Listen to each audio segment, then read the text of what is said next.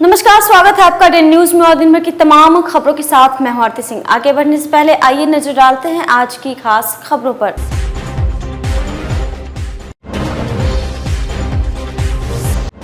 सड़क दुर्घटना में एक युवक की मौत। घटना से गुस्साए ग्रामीणों ने लाश को लेकर कर दिया हाईवे जाम।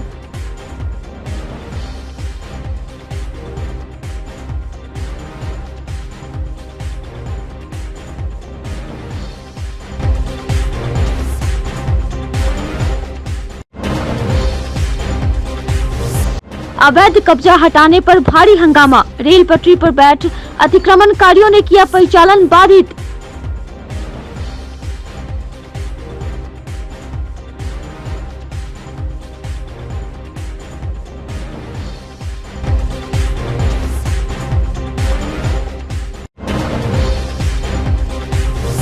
और जल जमाव को लेकर जारी है शहरवासियों का विरोध प्रदर्शन।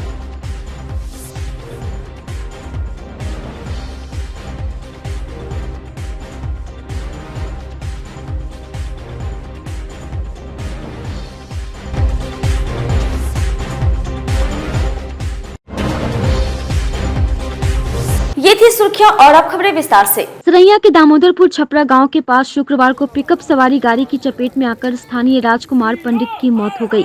घटना से आक्रोशित ग्रामीणों ने शव को सड़क पर रख आगजनी करते हुए सड़क जाम कर दिया। सुबह 6 बजे से लेकर शाम 4 बजे तक सभी डटे रहे, लेकिन कोई प्रशासनिक अधिकारी नहीं आए।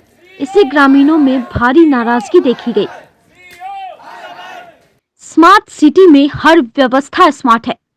बारिश का मौसम शुरू होते ही मुख्य से लेकर गली मोहल्लों तक में जो जल जमाव हुआ है वह अभी तक बना हुआ है।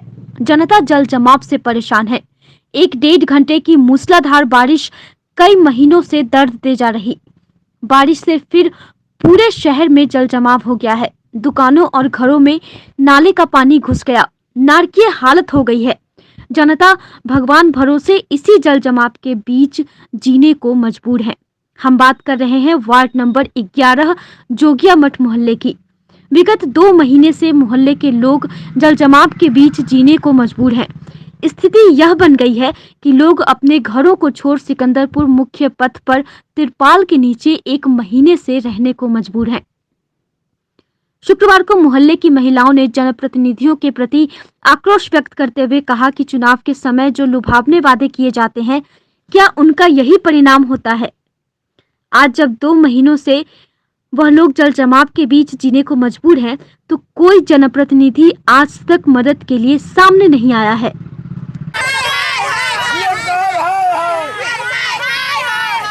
लोकसभा के एमपी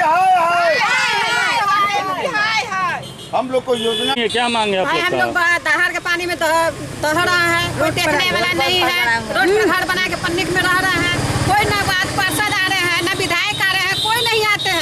ना डीएम साहब आते हैं, ना एसपी साहब आते हैं कि हम मदद कीजिए। गरीब लोग क्या खा रहा है, क्या नहीं खा रहा है, कैसे रह रहा है, कैसे बसर कर रहे हैं। ना ब्लीचिंग पाउडर देते हैं, गंदगी पानी में हम लोग रह रहे हैं, उससे भी बीमारी हो सकता है। कोरोना से तो हम लोग निकले हैं। एक कोरोना हो गया, ये भी कोरोना ही की तरह से है, मगर लोग नहीं देते हैं। कितना दिन से यहाँ सड़क पे रह रहे हैं? 1 महीना से हो गया। पानी में हम लोग डूबे हुए हैं, पानी घेर कर रह रहे हैं। न कोई विधायक आ रहा है देखने, न कोई चीज आ रहा है देखने। ये कोरोना हो गया है, पानी में गंदा गंदा ये हो गया, आदमी के बीमार पड़ रहा है। आदमी कहाँ जाएगा आदमी? कोई देखने वाला भी नहीं है, जाके पूछने नहीं आता है। कोई लाइन दे रहा है। हम लोग अंधारा में सोते सांप बिच्छू चारों तरफ पड़ता है। कितना यहाँ मर गया सांप बिच्छू से, तो कम से कम एगो लाइनों तो देना है। कुछ नहीं, कुछ नहीं। जब आएबे न करेगा तो देंगे कैसे? देखने आए नहीं को। एक दिन भी नहीं आते हैं देखने। एक बार फिर से शुक्रवार को मझौलिया रोड में गरीबों के आशियाने पर प्रशासनिक बुलडोजर चला। जिला प्रशासन ने अतिक्रमणकारियों को पूर्व में ही नोटिस देकर खाली करने का आदेश दे दिया था, लेकिन इन लोगों ने जगह खाली नहीं किया था। आपको बता दें कि जिला प्रशासन ने रेलवे को पत्र लिखकर अतिक्रमण हटाने के लिए कहा था, ताकि रेलवे ट्रैक के किनारे नाले की सफाई हो पाए। अतिक्रमण की वजह से बटलर रोड, चक्कर चौक सहित कई जगहों पर पानी की निकासी होने पर जल जमाव की समस्या झेलनी पड़ती थी। अतिक्रमण हटाने पहुंचे मजिस्ट्रेट के साथ भारी संख्या में पुलिस बल को भारी विरोध का सामना करना पड़ा। अतिक्रमणकारियों ने मझौलिया गुमती जाम कर जिला प्रशासन के खिलाफ विरोध जताया। हंगामा बढ़ते देख रेलवे के कई अधिकारियों को मौके पर पहुंचना पड़ा।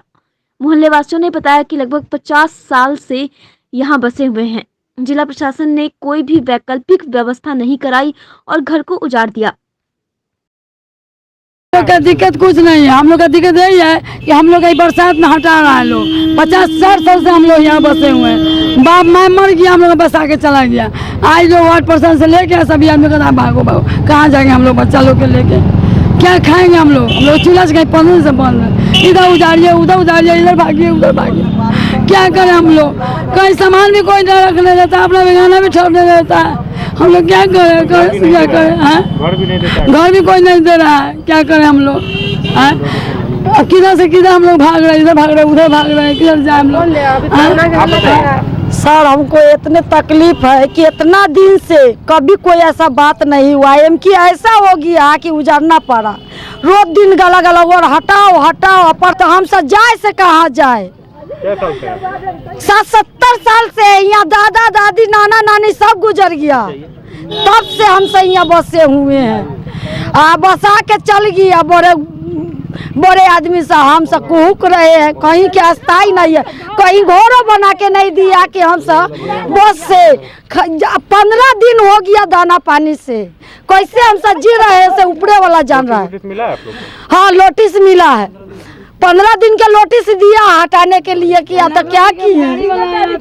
बहुत तकलीफ है। वो ईदा खातून नाम है। अब बारिश 15 दिन से बरस रहा है काफी, हम सब जाए से कहाँ जाए। 500 के रोज कमाने वाले हम कितना किराया में देंगे, कितना खाएंगे, कितना क्या करेंगे। अरे यार कितना 5 दिन पहले उसको फिट मार दिया था रोटे पर हम मर गए। कि कितना साल से रहती चाची अपने के यहाँ पे? हाँ बहुत दिन से। अच्छा की होला का? सुनिए, गांधी जी हमारा ही सामने मारा, जवाहरलाल हमरे सामने मारा, इंदिरा गांधी हमारा ही सामने मारा, मोतीलाल दोनों हमारा ही सामने मारा, सब रहा। बाकी मोदी के ऐसा कभी नहीं हुआ, सब नेता था। अभी की होला? अभी अजय ओझा के मेहरबानी है।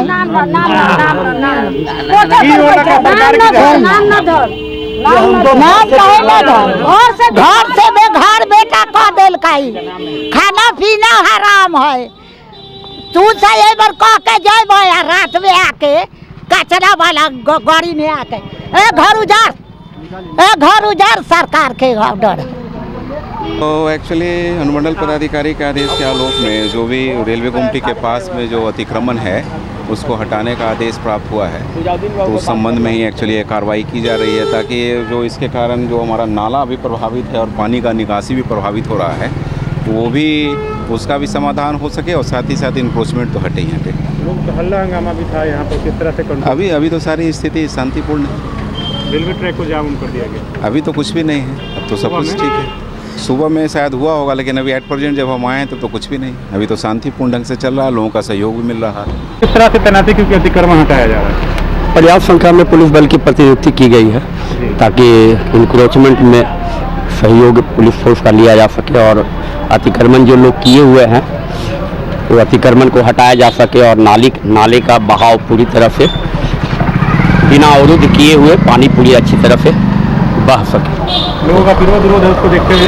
कोई विरोध नहीं है, सब पब्लिक भी जनता भी सहयोग कर रही है इसमें, क्योंकि जल जमाव है शहर में, इसको देखते हुए ऐसा लग रहा है कि जनता भी इसके लिए तैयार है और सहयोग जनता के द्वारा भी मिल रहा है पर्याप्त सहयोग। बिहार विश्वविद्यालय के प्रेस को अविलंब शुरू करने, लंबित परीक्षा परिणाम एवं लंबित परीक्षाओं की तिथि अविलंब घोषित करने सहित कई मुद्दों को लेकर अखिल भारतीय विद्यार्थी परिषद लगातार आंदोलन कर रहा है। इसी क्रम में शुक्रवार को अखिल भारतीय विद्यार्थी परिषद ने विश्वविद्यालय के गेट पर कुलपति का पुतला दहन किया। इस दौरान विश्वविद्यालय प्रशासन के खिलाफ जमकर नारेबाजी की गई। विद्यार्थी परिषद के सदस्यों ने कहा कि यूनिवर्सिटी दलालों का अड्डा बन गया है। यहाँ पर हर विभाग में भ्रष्टाचार बड़े पैमाने पर हो रहा है, जिसे लेकर अखिल भारतीय लगातार आंदोलन कर रहा है। इसी क्रम में शुक्रवार को कुलपति का पुतला दहन किया गया है। यूनिवर्सिटी में पेंडिंग रिजल्ट की भी छात्र छात्राओं को काफी समस्या है, जिसे लेकर चेतावनी दी जा रही है। अगर जल्द से जल्द इन सब मुद्दों पर विश्वविद्यालय प्रशासन ध्यान नहीं देगा तो आगे चरणबद्ध तरीके से बड़ा आंदोलन किया जाएगा।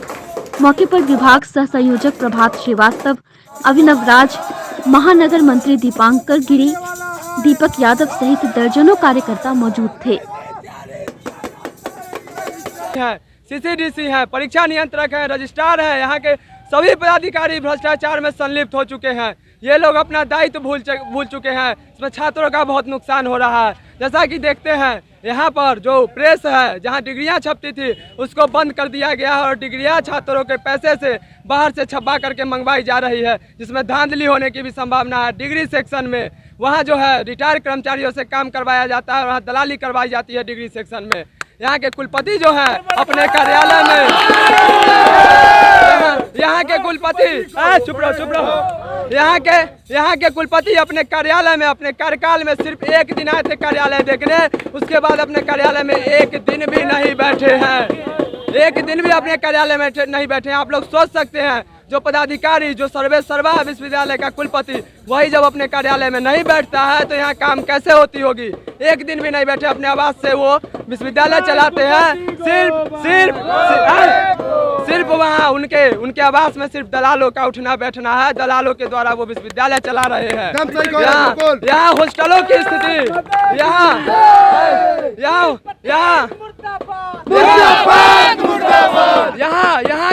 यहाँ के बिल्डिंगों की स्थिति जर्जर हो चुकी है। विश्वविद्यालय में आप जाइएगा, देखिएगा कितनी गंदगी है। विश्वविद्यालय का जो है इधर देखिएगा, जितना भी बिल्डिंग है सब जर्जर हो चुका है, गिर रहा है। यहाँ पानी पीने के विश्वविद्यालय में सुविधा नहीं है छात्रों के लिए। हॉस्टलों का जो स्थिति है जर्जर हो चुका है, गिर रहा है हॉस्टल, उसकी कोई चिंता उनको नहीं है।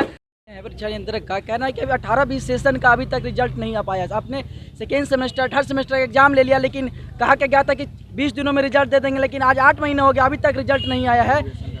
और ग्रेजुएशन का जो 3 सत्र है, अभी पार्ट 1 का उसका एग्जाम नहीं हुआ। सत्र में तब विश्वविद्यालय नियंत्रक क्या कर रहा है, विश्वविद्यालय प्रशासन क्या कर रहा है? छात्र आज मजबूर होकर 8 महीने बाद आक्रोशित होकर आज विश्वविद्यालय में आंदोलन कर रहा है। जिस छात्र को पढ़ने का समय है, आज विश्वविद्यालय में आकर आंदोलन कर रहा है। ये समस्या है विश्वविद्यालय की। एक और जहां लॉकडाउन और बाढ़ की मार से किसान त्रस्त हैं, वहीं भूमि विकास बैंक कर्मी किसानों को परेशान करने पर आमदा हैं। गुरुवार को बैंक कर्मियों ने मोतीपुर के झिंगहा गांव से ऋणी किसान शंभू प्रसाद को जबरन उठाकर बैंक में बंधक बना लिया। किसान शंभू प्रसाद ने बताया कि सुबह खेत में काम करने के लिए जैसे ही घर से निकले कि कार से आए भूमि विकास बैंक के कर्मियों ने उसे जबरन धकेल कर गाड़ी में बैठा लिया और मोतीपुर बाजार स्थित बैंक के एक कमरे में बंद कर दिया। उन्होंने बताया कि वे ऋण के बकाया भुगतान के लिए मोहलत मांगते रह गए, पर उन लोगों ने एक न मानी। वहीं बैंक के रीजनल मैनेजर IB मिश्रा ने बताया कि बंद कर नहीं रखा गया था, उन्हें बुलाया गया था। 2005 में लोन लिया था जो अभी तक नहीं चुकाया है। स्थानीय विधायक एवं अन्य बुद्धिजीवियों के हस्तक्षेप पर शंभू प्रसाद को छोड़ा गया। बोले कि थाना पर चलिए, थाना पर बोले कि थाना पर नहीं चलिए बैंक पर रखेंगे। तो बोले हैं कि बैंक में कोई स्टाफ नहीं रहेगा तो फिर कैसे आएंगे। हम कहें कि यहाँ पर जो ताला मारा गया है, किस लिए ताला मारा गया है? बात तो नहीं जाए यहाँ से। कितने बजे से आपको यहाँ पर रखा गया है? हम यहाँ आए हैं वही लगभग 11 बजे से। उस समय से आपको इसी में रखा गया है? उस समय से खोलने वोलने या कुछ खाने पीने के लिए अभी तक वो पूछ दिया गया? कुछ नहीं, पानी के लिए तो कुछ भी नहीं किया गया है, खुद रखा गया। अच्छा, उसके बारे में जानकारी है। वह शंभू जो है तो 2005 में लिया है। 2005 में लोन लिए हुए था MST 25,200 रुपया। आज तक वो जमा नहीं किया। उसका 88,000 रुपया हो गया था, उस पर वारंट निकल गया था। बहुत लंबे अरसे से शाखा द्वारा जमा करने के लिए रिक्वेस्ट किया गया, लेकिन आज तक वो जमा नहीं किया।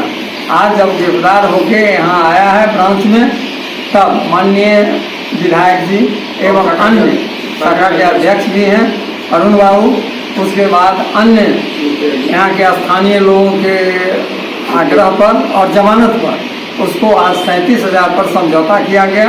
37,000 में 25,000 रुपया आज जमा हुआ। कल 12,000 रुपया जमा करने का उन्होंने आश्वासन दिया है कि कल इसका 12,000 रुपया जमा हो जाएगा, इसका खाता बंद हो जाएगा समझौता योजना की तरह। जो सर आपने गिरफ्तारी किया, पुलिस के साथ गिरफ्तारी किया कि खुद आपने गिरफ्तारी किया? ना, अपने किया है, पुलिस भी थी। कौन पुलिस थी? कहाँ की, कौन थाना की पुलिस थी? वो तो हम लोग का अपना अथी रहता है। चमकी बुखार के मामले अब सितंबर महीने में भी सामने आने लगे हैं। उमस भरी गर्मी और बारिश के बीच चमकी बुखार के मामले लगातार सामने आ रहे हैं। एसकेएमसीएच में चमकी बुखार से पीड़ित एक और बच्ची में एईएस की पुष्टि हुई है।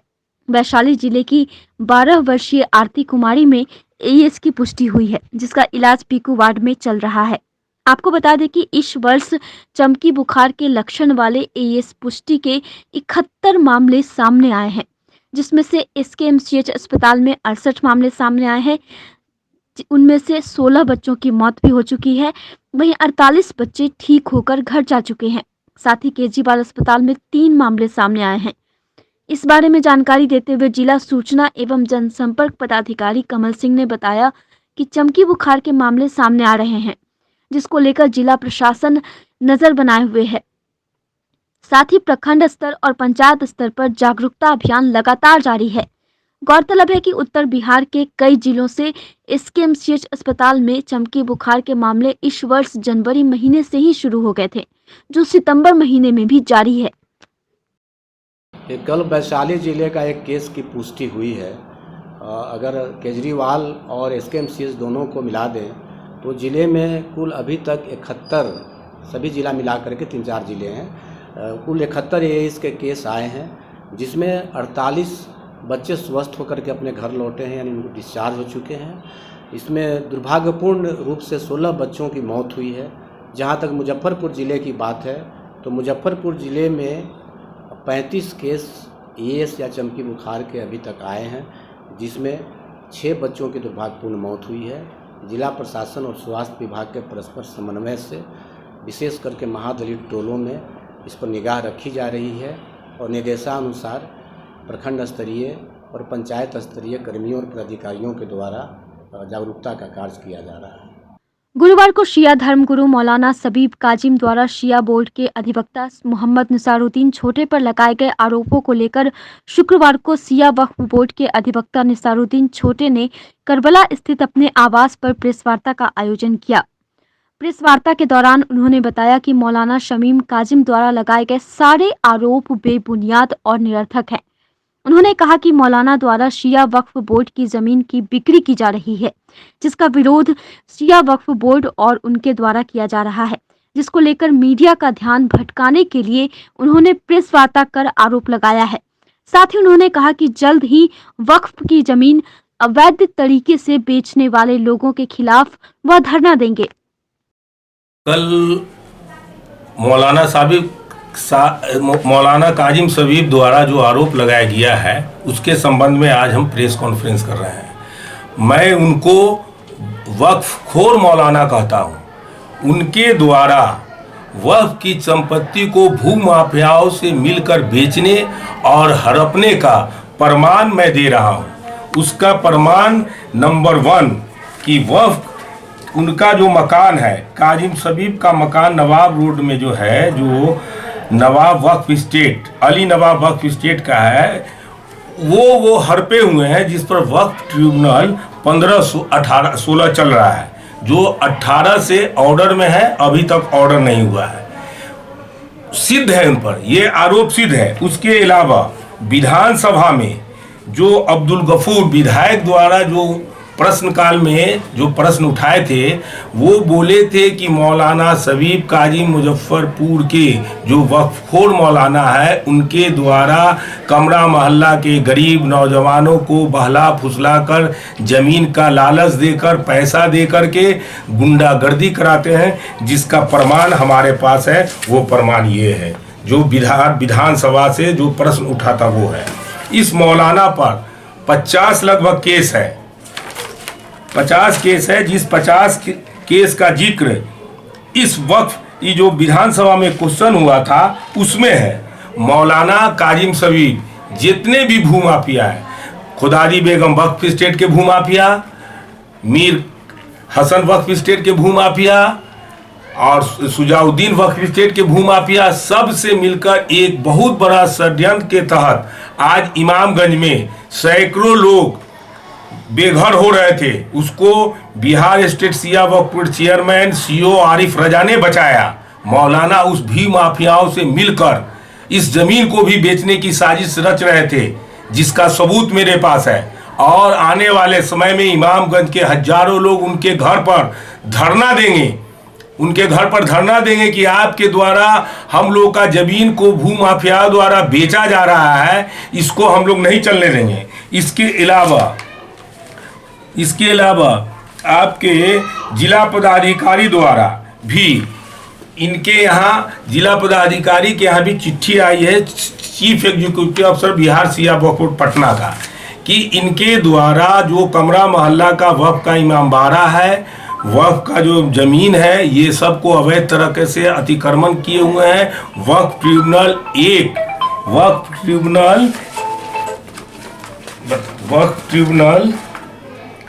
1/2016 जो इविक्शन सूट दायर हुआ था, उसमें आदेश हुआ है कि ये मौलाना को इस इमामबाड़ा को और ज़मीन को खाली करना है। लेकिन फिर भी अभी तक वो गुंडई पर और वो वक्फखोर मौलाना वक्फ की ज़मीन को हड़पने के लिए ऐसा कर रहे हैं। उन पर हम आरोप लगाए कि मुजफ्फरपुर ज़मीन आपने वक्फ की ज़मीन अली नवाब का अतिक्रमण कर लिए हैं, और वो जो ऐसे पटना वाला का सफाई दे रहे हैं। हम मुजफ्फरपुर का आरोप लगा रहे हैं, वो पटना का सफाई दे रहे हैं। उन पर 50 केस है। सरकार के अपर सचिव भी CWJC 309 में उन पर आदेश है कि इविक्शन सूट 1/16 को खाली कराया जाए। उसके अलावा सरकार के अपर सचिव द्वारा जिलाधिकारी, उसके अलावा यहाँ के जितने भी पदाधिकारी हैं, सबको दिया गया है कि मौलवी काजी सलीम चंदवारा मुजफ्फरपुर द्वारा वक्फ के कार्य में हस्तक्षेप करते हैं।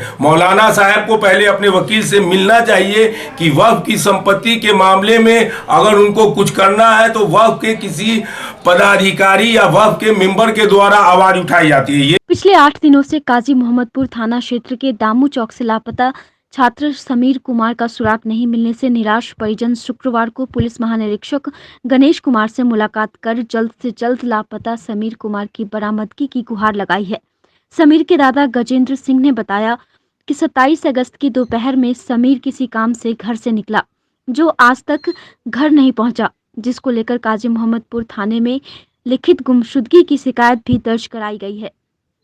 लेकिन पुलिस आज 8 दिन बीत जाने के बावजूद कोई कार्रवाई नहीं कर रही है, जिससे छात्र की बरामदगी हो पाती, जिसे लेकर आज आईजी गणेश कुमार से मुलाकात कर बच्चे की जल्द से जल्द बरामदगी की गुहार लगाई है।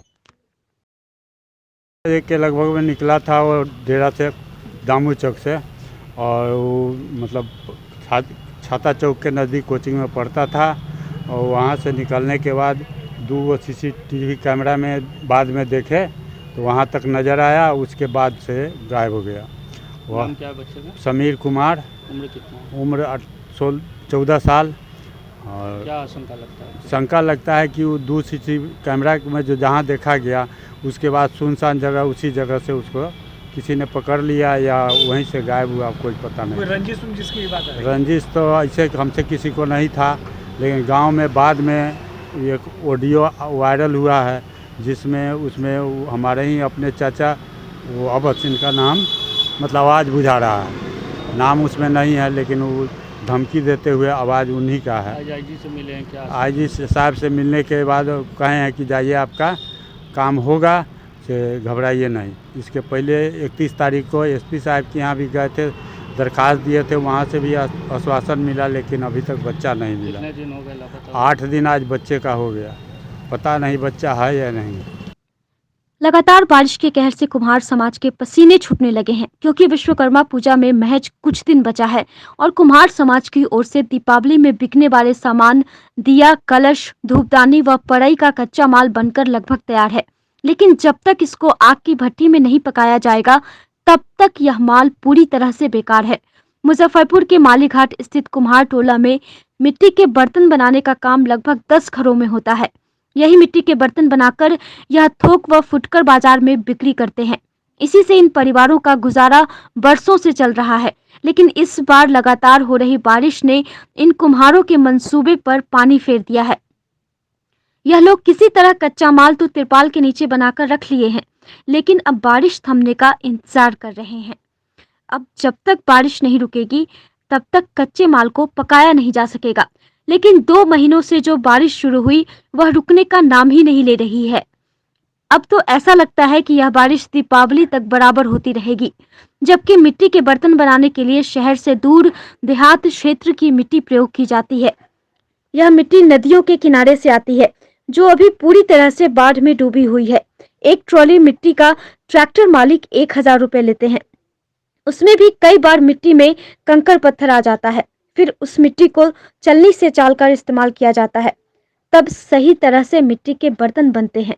पिछले साल कोरोना के कारण दुर्गा पूजा नहीं हुआ, वहीं इस वर्ष बारिश ने कहर बरपाया है, जिससे मां दुर्गा की प्रतिमा बनाने में बहुत दिक्कतों का सामना करना पड़ रहा है। जैसे तैसे सिर्फ ऑर्डर की प्रतिमाओं को ही बना पा रहे हैं और प्रतिमा नहीं बन पा रही है। इससे काम का नुकसान भी हो रहा है। कुम्हार रामचंद्र पंडित ने बताया कि हम लोगों ने सोचा था कि विश्वकर्मा पूजा, दुर्गा पूजा और दीपावली में भरपाई हो जाएगी, लेकिन लगता है कि और नुकसान हो जाएगा। कुम्हार समाज के लिए साल में 2-3 पर्व विशेष तौर पर रहते हैं। इसमें दुर्गा पूजा और दीपावली है, जिसमें मिट्टी की प्रतिमा और बर्तन बनाने का काम होता है। दोनों पर्व में लगातार बारिश की वजह से पूरी तरह पूरा सिस्टम धराशायी हो गया।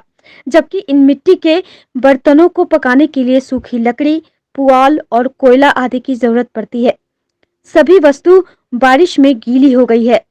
दीपावली को लेकर पूरा परिवार दिया बनाने में व्यस्त था, लेकिन लगातार बारिश ने सबको एक जगह रुकने पर मजबूर कर दिया है। मिट्टी के बर्तन बनाने में जो पूंजी लगाई गई थी वह भी पूरी तरह से फंस गई है, क्योंकि अभी तक सिर्फ 25% ही पक्का माल तैयार हो पाया है। 75% कच्चा माल बनकर तैयार है, लेकिन यह माल बारिश रुकने के बाद ही पक पाएगा। बिना पके माल पूरी तरह से बेकार है। जबकि दीपावली में एक घर को लगभग 35,000 की बिक्री हो जाती है। बहुत नुकसान हो रहा है। मतलब जो सामान ये सब नहीं बन पा रहा है, बर्तन नहीं, दिया ये सब बनाना कुछ नहीं। अभी काम ही नहीं चल रहा है, एकदम ठप चल रहा है। तनी मनी चलता है बंद हो जाता है। वर्षा आया बंद हो गया। सूख नहीं रहा है बर्तन, मिट्टी ये सब भी नहीं मिल रहा होगा। मिट्टी कहाँ से मंगाते हैं? मिट्टी जहाँ मिल गया दौर देहात से तहाँ से। तो सब जगह डूबा हुआ है अभी नहीं, चैत बैसाख में मंगाते हैं। उसी मिट्टी से अभी तक कर रहे हैं। पानी से एकदम तबाह हो गया। घर में लेके सब चीज के लेके एकदम बर्बादी है। मूर्ति सब भी नहीं सूखा? नहीं सूखा नहीं, एकदम भीज गए थे। देखिए एकदम सामने एकदम सब भीजा है, हर चीज में, समझे, एकदम परेशानी हो गई। कितना का नुकसान हो रहा है? बहुत बहुत नुकसान के तो पूछिए मत, बताएंगे तो क्षति पहुंच जाए आदमी के। नाम क्या हुआ आपका? नाम मालती देवी। कितना साल से मूर्ति बना रही है? अब तो ये लगता है 50-60 वर्ष से बिजनेस है यहाँ। बहुत दिन पुराना बिजनेस है। जैसे पिछला साल लॉकडाउन के कारण नहीं हुआ था, उसमें बर्बाद हुआ था। अभी बारिश? हाँ, अभी भी बारिश सही है, सही भी बर्बाद है। अब यहाँ के जितना होलसेलर आदमी है ये सब पूरा एकदम कारखाने है। कितना परिवार यहाँ पे बनाता होगा मूर्ति? पूरा पेथिए है, कुमारटोली है पूरा है एकदम। मंडिये है यहाँ हम लोग के। यहाँ से आप लोग होलसेल बनाते हैं? हाँ, होलसेलर जाता है। कहाँ का आदमी ले जाता है? बहुत दूर, काठमांडू, बंगाल, दरभंगा, सीतामढ़ी, ये सब गाँव। बाहर का भी नहीं आ रहा होगा? बाहर नहीं, 2 साल से तो बाहर से जा ही नहीं रहा है उतना माल। 2 साल से व्यापार पर बर्बाद है। हाँ, व्यापार पर क्षति पहुँचल है, बस और कुछ नहीं। मुजफ्फरपुर के कांटी प्रखंड के राजकीय कपरपुरा मध्य विद्यालय के शिक्षक बेहतर शिक्षा के साथ साथ स्कूल छोड़ चुके बच्चों को फिर स्कूल से जोड़ने में अहम भूमिका निभा रहे हैं। स्कूल छोड़ चुके बच्चों को घर घर जाकर उनके परिजन से संपर्क कर पुनः स्कूल में जोड़ पढ़ाई शुरू कराई है। वहीं निःशक्त बच्चों को किसी तरह की परेशानी नहीं हो, इसके लिए स्कूल में भी अन्य बच्चों को मोटिवेट कर वैसे बच्चों को भी स्कूल से जोड़ा। कोरोना काल के बाद जब स्कूल खुला तो गांव-गांव घूमकर माइकिंग करके बच्चों को पुनः स्कूल आने के लिए प्रेरित किया। वहीं शिक्षक राम इकबाल राम ने बताया कि जैसे ही राजकीय शिक्षक सम्मान की जानकारी मिली तो लगा कि काम को बेहतर सम्मान मिला और उसके बाद और ज्यादा बेहतर करने की कोशिश करूंगा। आज की खबरों में बस इतना ही। कल फिर मिलेंगे कुछ नई खबरों के साथ। तब तक के लिए हमारी न्यूज़ टीम को दीजिए इजाजत। नमस्कार।